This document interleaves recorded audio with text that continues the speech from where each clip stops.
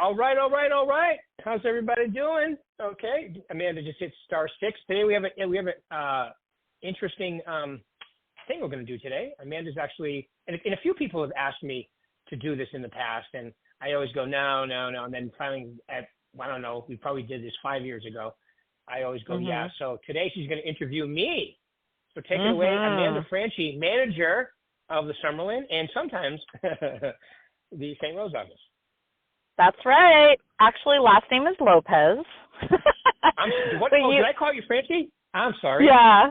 No, that's all good. We've known each other for 16 years, and most of the time, in fact, for 14 of those, I had the last name Franchi. That's right. So it's okay. Right. You're forgiven.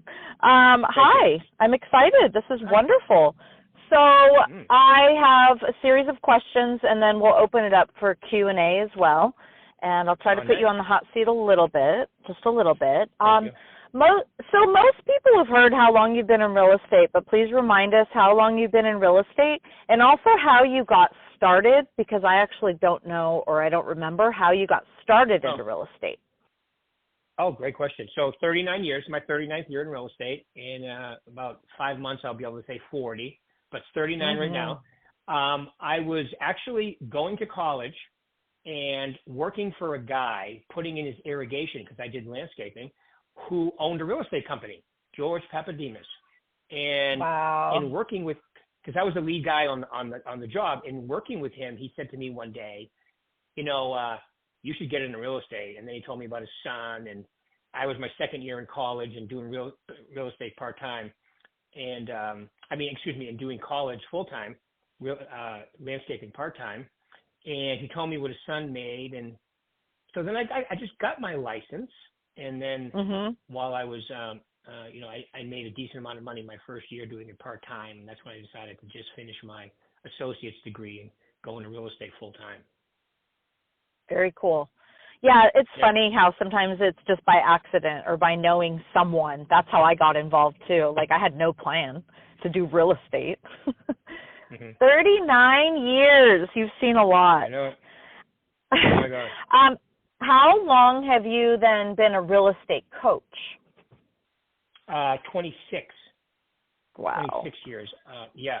Actually, no, it's more than that. Hold on. 1995. Wow. Oh, full-time I went 98. So I guess it's more like 27, 28 years.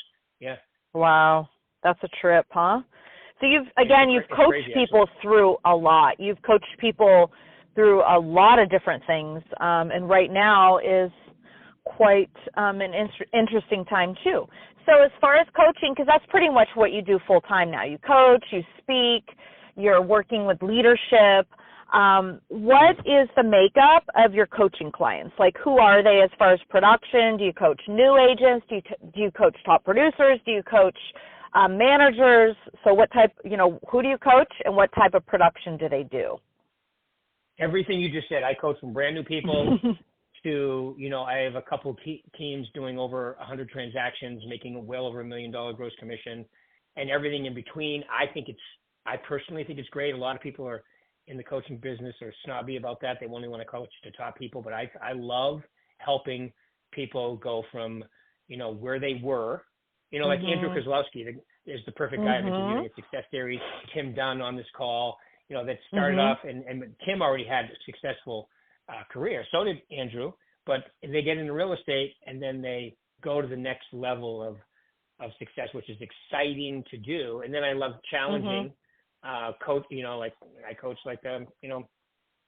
Matt Suter. We talked, and his team does 150 transactions a year, and it's just what little things that we talk about to so it's all great. When I was at Mike, as you know, Amanda, because you were there too, I coached a lot of top teams. That was kind of my thing.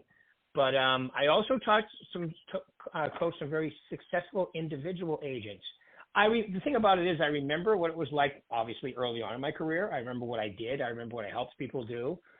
So, and then a lot of these big teams that do it differently than I did it, I've learned a lot from them. So all and as you know, I work with the managers on recruiting too, because that's just selling as well, right? Recruiting and retention. Yeah.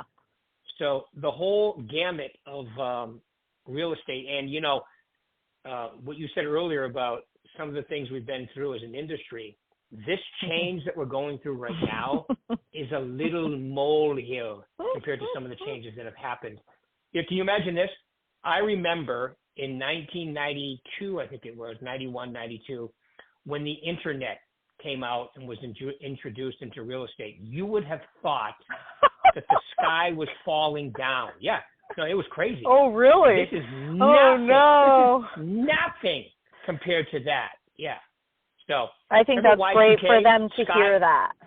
Oh, yeah, Y2K. Planes were supposed to fall out of the sky and banks were going to be closed, and nothing happened. It was just another day on the calendar. This is the same type of thing. You know, buyer agency came out in the mid-'90s, not long after the internet came buyer agency, and you would think once again that the sky was falling in. And the fact that we haven't been using buyer agency agreements for 30 years since it came out is actually shocking to me. I never would have predicted that it would take us this long. Wow. And I'm just going to I'm going to skip a question because now that we're talking about, like, you know, present day, what's going on, what can agents say to consumers? And it's mainly if they get asked about, like, what's going on with the changes. So, like, if a seller says, hey, I heard that I don't have to pay commissions anymore, how can these agents respond? Okay. Well, that's a great question. So it's the old adage, too. Well, who pays the commission? Well, because without a buyer, you don't have a closing. Without a seller, you don't have a closing. So they both have always been paying the commission. It's just the way it's been deemed, you know, because it comes out of the proceeds. It's really what it is. It comes out of the proceeds. So if the buyer's not willing to pay and the seller's not willing to sell, then you don't have one. So I would just, if I was working with a seller today, I would say, well, it's just been split up now. So the buyer's going to come in with their contract, with their amount on the contract, and we're going to do a contract for the seller side of it. So it's just been split up is really the way it works out. And so right now, and this is what I would do today. Right now, we just have to worry about your side, which is 3%, because that's what I would charge today.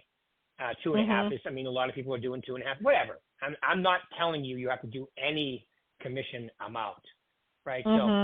So whatever you decide you're worth is what you charge on your side, and then I would just prompt them for, you know, what's coming in would be somewhere between 2 and 3%.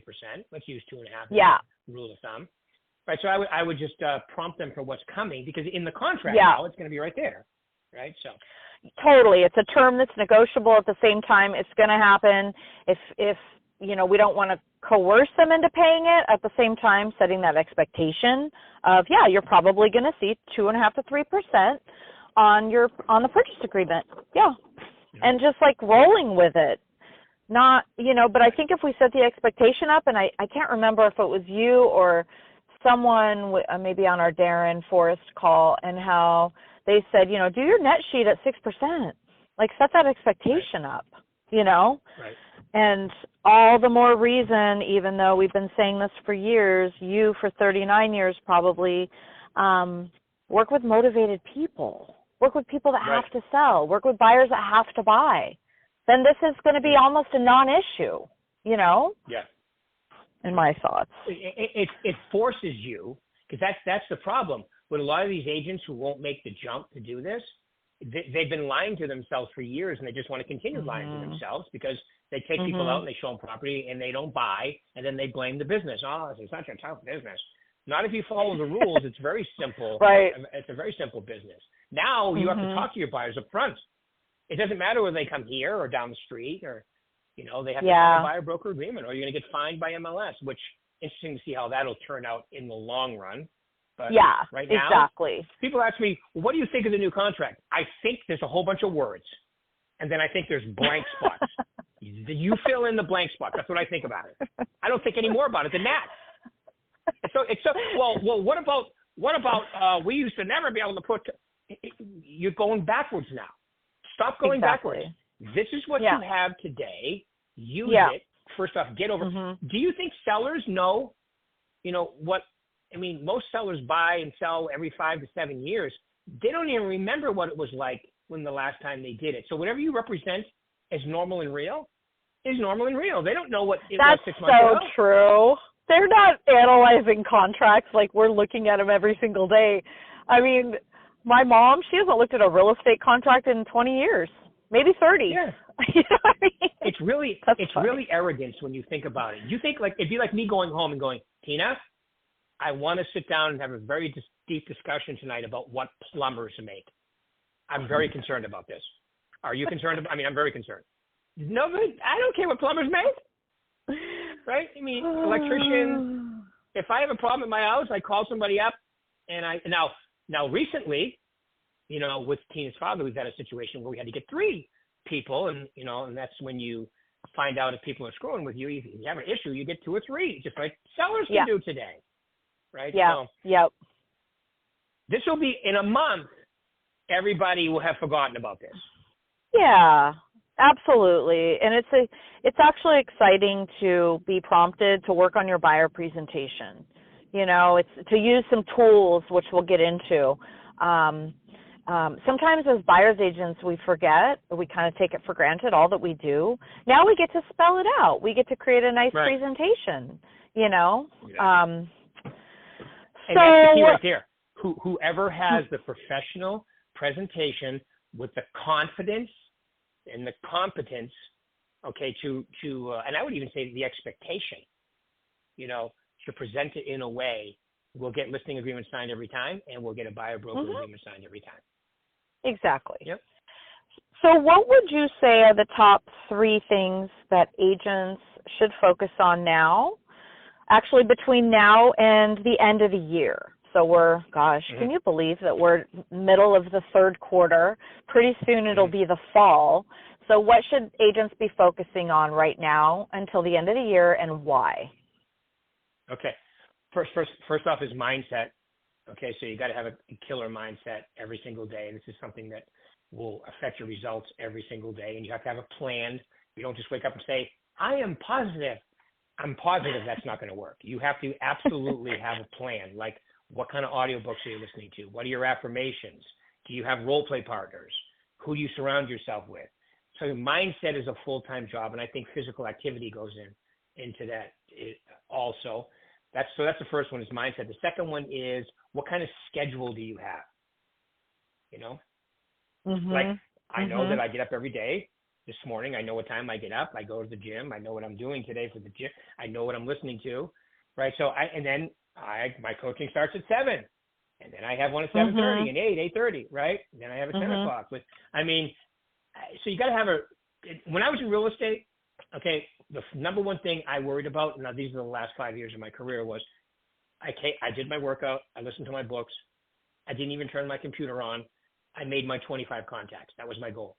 Then I let the world happen to me. I just didn't let anything get in the way because I knew that whether I was having a good day, bad day, indifferent, how many appointments I had this afternoon, what I had under contract, none of that mattered if I didn't make my 25 contacts, and everything kept going if I made my 25 contacts. So I know that I'm a broken record about that. That's okay. That's okay. It works. I'm a broken record about that. It's incredible how well it works. Well, and that's going back to the 39 years ago. No computers, no cell phones to ding you and beep you and distract you. And you know what? You were okay. After your prospecting, everything else was okay, right? Like the world didn't end. Nobody died, hopefully, you know. If we could behave like that, act as if, right? Act as if we don't have all these distractions or protect ourselves from them, right? I mean, I know at Mike Ferry, we didn't have an option. You really didn't, you know, you couldn't be interrupted and you could only do business and work stuff. Like you had your clients and nothing else during those coaching calls. Like you didn't have your cell phone out. You didn't have a television on. You didn't have your computer doing other things, which was really actually good accountability. But when we would coach. I was going to say, back to what you just said about interruptions and so forth. I mean, and a lot of people don't even think about this because they weren't selling real estate then. But before the internet, I actually, as a prospecting, proactive, mostly listing agent, before the internet was dynamite for me because back then people had to drive neighborhoods. right? You couldn't go unless you waited for the newspaper to come out, right? You had to go drive neighborhoods, and my signs were up. I always had a 2-week, because the MLS book came out every other week, right? Every 2 weeks. Wow. So I always had a 2-week head start on selling. I used to double end almost 40%, 30-something% of my own listings, because I had a head start on everybody else. And now today, obviously, the internet's better because it creates more of a competition in a competitive environment to get top dollar. But back then, before the internet, I actually loved it. I bet, right? And you learned the neighborhoods. Like you said, you had to drive the neighborhoods. It forces you to learn them versus look at a map versus read someone else's instructions or details about a neighborhood. But you get out there, you learn so much more. You know, that's why I love when, especially new people and people, even seasoned agents, preview property, preview neighborhoods, do that once or twice a week, you know. Absolutely. Do it every day if you don't have clients yet. So as far as what they ought to be doing, not rocket science, you know, having a strong mindset and a schedule and a plan. I love it. And that can apply to new, seasoned, whatever. I mean, that's what everyone should be focused on right now. And this ties into another question I had for you. Yeah. Just one more thing I would add to that is the skills. You know, in other words, you got to be working on whatever you're going to present as a listing presentation, practice it. Whatever you're going to present as a buyer representation, practice it, and role play it. And you role play with other agents, and you know, you take a little bit from them, they take a little bit from you. Next thing you know, you have a rock solid presentation for both of them. I love it. So that will land on the schedule. So skills training, even if it's 30 minutes, but it's 5 days a week, right? Yep. I love it. It's so important. It's so important to practice those real estate conversations, even if you've been in the business 40 years, you know, even if you're rocking it. So it ties into my question to you about attitude and mindset. So, you know, I was thinking about this. I've known you for 16 years. And I honestly have not I have not experienced you having a bad day. Literally. You've experienced me having a bad day. Maybe, I don't know, I'm female, I'm a little more expressive, I hide it less. But you, how do you operate at such a high level? Why do you think that is? A positive high level. Okay, well, I appreciate that. And, you know, you've had some challenges that I have not had in the last 16 years too. So that's just to give you a plug there. I mean, you've gone through some crazy stuff. Thank you. And I, you know, I would say that I definitely had some crazy stuff happen in the last 16 years, but I try not to take it to work with me. I think gotten better about, I'm at work. I have to, it's like showtime. It's like as soon as the, you know, 7 o'clock clock comes, and you know, because you and I have been on the phone before, gotta go. Get them. If you're in my coaching, I'm going to say 99% of the time I'm on time. Every now and then something happens, but I'm on time, you know, and because I think that's important to be on time. And I think, you know, so I would be I would actually be crazy, okay, if I didn't have my audiobook regiment. I firmly believe that. That's what keeps me.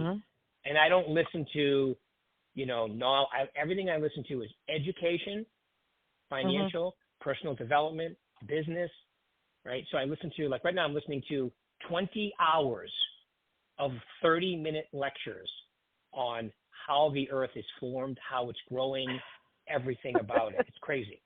I mean, the stuff I learn by listening to that, I'm like, you can't imagine how this earth, that's why, to me, if you think about this for a second, you're traveling on a rock that is spinning through the universe. How it started, nobody has any idea.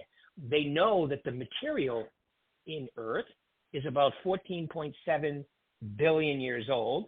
The Earth has been together the way it currently is for about 4.5 billion.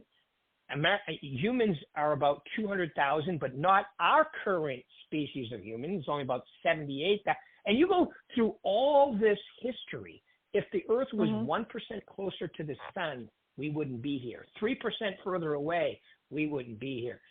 And then you say something like, we have a new form in real estate, and it devastates you for weeks. I'm like, if you put things in perspective, that's absolutely crazy. Like one of my other pet peeves is when you're sitting on a plane and the person next to you says, oh my God, we're already going to be 15 minutes late. And you're flying in a cylinder through the, in the Earth's atmosphere across time zones. And you have, and all you can focus on, we're already going to be 15 minutes late. It just drives me crazy. But I guess it's all a matter of what you focus on. And I try to focus on the big picture. The old saying, don't major in minors, right? Major in the major things. Yeah. So I think that's how I try to do it. No, I think you don't allow you don't allow for any negativity really. And you compartmentalize, like you said, it's showtime. So if something happened at home or there was something annoying or a flat tire, whatever, when you're at work, you're at work. So I love that because it's huge to be able to compartmentalize.